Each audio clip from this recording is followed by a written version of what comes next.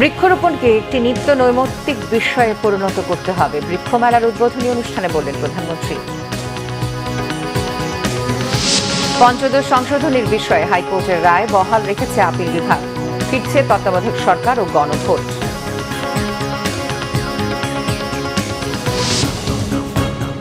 দেখছিলেন সংবাদ শিরোনাম, এবারে বিস্তারিত। প্রধানমন্ত্রী তারেক রহমান বলেছেন, সরকার যে 20,000 কিলোমিটার খাল ও নদী খনন করেছে তা কৃষকদের সুবিধা দেওয়ার পাশাপাশি পরিবেশ রক্ষায় ভূমিকা রাখবে। সরকারি নেওয়া উদ্যোগ বাস্তবায়ন করতে পারলে নিরাপদ সবুজ বাংলাদেশ সম্ভব বলে জানান তিনি। সকালে আগারগাঁওয়ের চীন মৈত্রী সম্মেলন কেন্দ্রে বিশ্ব পরিবেশ দিবস ও পরিবেশ মেলার উদ্বোধন করেন প্রধানমন্ত্রী তারেক রহমান। এ সময় প্রধানমন্ত্রী বলেন, ঢাকা আগে যতটা সবুজ ছিল এখন আর নেই। প্রতিটি পরিবার গাছ রোপণ করলে সবুজায়নের সামাজিক আন্দোলন রূপ লাভ করবে। সবুজায়নের সামাজিক আন্দোলনের পাশাপাশি সরকারের নেওয়া উদ্যোগ বাস্তবায়ন করতে পারলে নিরাপদ সবুজ বাংলাদেশ সম্ভব। প্রধানমন্ত্রী জানান, 5 বছরে 25 কোটি গাছ রোপণের সিদ্ধান্ত নিয়েছে সরকার। কোন মাটিতে কোন আবহাওয়ায় কোন গাছ হবে তার দিকে লক্ষ্য রেখে গাছ রোপণ করতে হবে। দেশীয় গাছ রোপণে উৎসাহিত করতে হবে। বৃক্ষরোপণ বা বনায়ন শেষ কথা নয়, এটি পশু পাখির আহারের যোগান দিতে পারে কিনা সেটিও বিবেচনা রাখতে হবে। মাদার ট্রি যাতে রক্ষা পায় এবং কেটে না ফেলা হয় সেদিকে খেয়াল রাখতে হবে। সরকার পরিবেশ রক্ষার স্বার্থে বন উজাড়, বন্য প্রাণী রক্ষার সরকারি কঠোর অবস্থান নিয়েছে। পশু পাখি কীটপতঙ্গ রক্ষা করতে হবে। শিশুদেরকেও এই বিষয়ে শিক্ষা দিতে হবে। নদীগুলো বাঁচাতে না পারলে কৃষি খাদ্য নিরাপত্তা কোনোটাই রক্ষা করা সম্ভব নয় বলে মন্তব্য করেন প্রধানমন্ত্রী। সংবিধানের বহুল আলোচিত পঞ্চদশ সংশোধনী নিয়ে হাইকোর্টের দেওয়া রায় বহাল রেখেছে আপিল বিভাগ। তত্ত্বাবধায়ক সরকার ব্যবস্থা বাতিল সহ সংবিধানের কয়েকটি বিধানকে অসাংবিধানিক ঘোষণা করে হাইকোর্ট যে রায় দিয়েছিলেন তা বহাল রেখে আজ রায় দেয় প্রধান বিচারপতি জুবায়ের রহমান চৌধুরীর নেতৃত্বাধীন আপিল বিভাগ। টানা 3 দিনের শুনানিতে রাষ্ট্রপক্ষ জামায়াতের আইনজীবী মৌলিক কাঠামোর সঙ্গে সাংঘর্ষিক বিধানগুলো অবৈধ ঘোষণা করে নীতি নির্ধারণী বিষয়গুলো সংসদের উপর ছেড়ে দেওয়ার আবেদন জানান। অন্যদিকে সুজন সম্পাদক বদিউল আলম মজুমদার সহ আপিলকারীদের আইনজীবী কয়েকটি ধারা ছাড়া পুরো পঞ্চদশ সংশোধনী বাতিলের আবেদন জানান। 2011 সালে আওয়ামী লীগ সরকারের আনা এই সংশোধনীর মাধ্যমে তত্ত্বাবধায়ক সরকার ব্যবস্থা বিলুপ্ত, গণভোটের বিধান বাতিল এবং সংবিধানের বিভিন্ন বিষয়ে পরিবর্তন আনা হয়। পরে 2024 সালে হাইকোর্ট এসবের কয়েকটিকে সংবিধানের মৌলিক কাঠামোর পরিপন্থী ঘোষণা করে বাতিল করেন। সেই রায় আজ বহাল রাখল সর্বোচ্চ আদালত। দর্শক, সংবিধানের পঞ্চদশ সংশোধনীর রায়ের বিষয়ে জানতে সরাসরি কথা বলছি সিনিয়র রিপোর্টার সৈকত সাদিকের সাথে। তিনি আছেন সুপ্রিম কোর্টে। সৈকত, শুনতে পাচ্ছেন? রায়ের বিষয়ে আর কি তথ্য আছে আপনার কাছে? সংশ্লিষ্ট আইনজীবীরা কি বলছেন, আমাদের বিস্তারিত জানাবেন। ঐতিহাসিক যে মামলাটির আজকে রায় হলো, মানে হাইকোর্টে যে রায়টা দিয়েছিল, যার মাধ্যমে তত্ত্বাবধায়ক সরকার ব্যবস্থা ফিরিয়ে আনা হয়েছিল সংবিধানের পঞ্চদশ সংশোধনী বাতিলের মধ্য দিয়ে।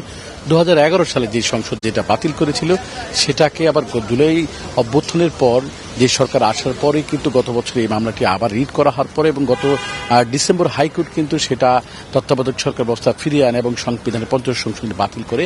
এবং টানা 3 দিন সেই হাইকোর্টের আদেশের বিরুদ্ধে আপিল বিভাগে যে আপিল করা হয়েছিল 3টি পক্ষ, সেটা টানা 3 দিন শোনার পর আজকেই কিন্তু প্রধান বিচারপতির নেতৃত্বাধীন আপিল বিভাগে আজকে রায়ের জন্য ছিল এবং সকাল 9:30টায় সেই রায়টি হয় এবং একটি সেন্টেন্স উচ্চারণ করেন প্রধান বিচারপতি এবং তারা হাইকোর্টের যে রায়টি সেটাই তিনি বহাল রাখেন। এরপরে রাষ্ট্রপক্ষের অ্যাটর্নি জেনারেল তিনি কথা বলেছেন, জামাতের পক্ষের আইনজীবী তিনি কথা বলেছেন এবং যারা রিড করেছিলেন সুজনের সম্পাদক বদিউল আলম মজুমদার সহ যে অন্যান্য 4 জন বিশিষ্ট নাগরিক, তাদের পক্ষেও সবাই কিন্তু কথা বলেছেন, যার যার অবস্থান থেকে কথা বলেছেন। রাষ্ট্রের যে অ্যাটর্নি জেনারেল তিনি যে বিষয়টি বলেছেন যে তত্ত্বাবধায়ক সরকার ব্যবস্থা কীভাবে ফিরিয়ে আসবে, গণভোটের রায়টা কীভাবে পড়ে এবং এই তত্ত্বাবধায়ক সরকার ব্যবস্থা বাতিল করার মাধ্যমে দেশের গণতন্ত্রের মাধ্যমে যে আঘাত হানা হয়েছিল সেই বিষয়গুলো তিনি তুলে ধরেছেন। এবং রিড করার পক্ষে যারা আইনজীবী তারা বলেছেন তারা আজকের যে রায়টা হলো সেটা পুরোপুরি পূর্ণাঙ্গ রায় হাতে পাওয়ার পরে রিভিউ আবেদন করবেন জামাতের আইনজীবী শিশির মনির, তিনিও তার পক্ষ থেকে কথা বলেছেন। সব মিলিয়ে এখন অপেক্ষায় যেহেতু 54টি ধারা সংশোধন হয়েছিল 2011 সালে, 54টি বিষয়, তার মধ্যে কিন্তু 4টি বিষয় নিয়ে কিন্তু আজকে আপিল বিভাগ সুপ্রিম কোর্ট বা আদালতের সর্বোচ্চ আদালত রায় দিল এবং সব মিলে এখন দেখার বিষয় সংসদ বাকি বিষয়গুলো কিভাবে সংশোধন বা পরিমার্জন করে সেই বিষয়গুলি এখন দেখাবে। মোদ্দা কথা হচ্ছে তত্ত্বাবধায়ক সরকার ব্যবস্থা আবার ফিরে এসেছে কিনা এখন পর্যন্ত আমার কাছে এই হচ্ছে সর্বশেষ পরিস্থিতি। ধন্যবাদ সৈকত। গত কয়েকদিনের টানা ও ভারী বৃষ্টিতে 3 পার্বত্য জেলায় পাহাড় ধসের পাশাপাশি বন্যা পরিস্থিতির অবনতি হয়েছে। বান্দরবানের লামায় পাহাড় ধসে শিশুসহ 5 জনের মৃত্যু হয়েছে। খাগড়াছড়ির দীঘিনালায় 3000 মানুষ আশ্রয়কেন্দ্রে আশ্রয় নিয়েছে। বান্দরবান লামা উপজেলার আজিজনগর ইউনিয়নের মিশনপাড়া এলাকায় বুধবার রাতে প্রবল বৃষ্টিতে মাটির ঘরে পাহাড় ধসে পড়ে 2 পরিবারের শিশুসহ 5 জনের মর্মান্তিক মৃত্যু হয়েছে। ফায়ার সার্ভিস ঘটনাস্থলে পৌঁছে এলাকাবাসীর সহযোগিতায় মাটি সরিয়ে মরদেহ উদ্ধার করে। এদিকে বান্দরবান জেলা সহ লামা, আলীকদম, নাইখংছড়ি উপজেলার বিস্তীর্ণ এলাকা বন্যার পানিতে তলিয়ে গেছে। জেলা প্রশাসন 220টি আশ্রয়কেন্দ্র খুলে দিয়েছে।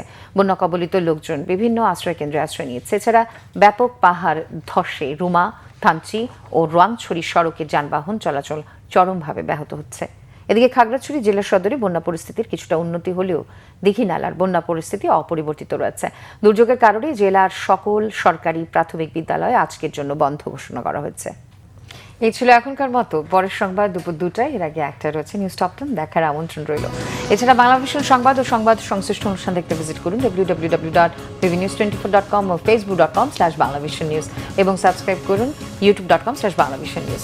ধন্যবাদ এতক্ষণ সাথে থাকার জন্য।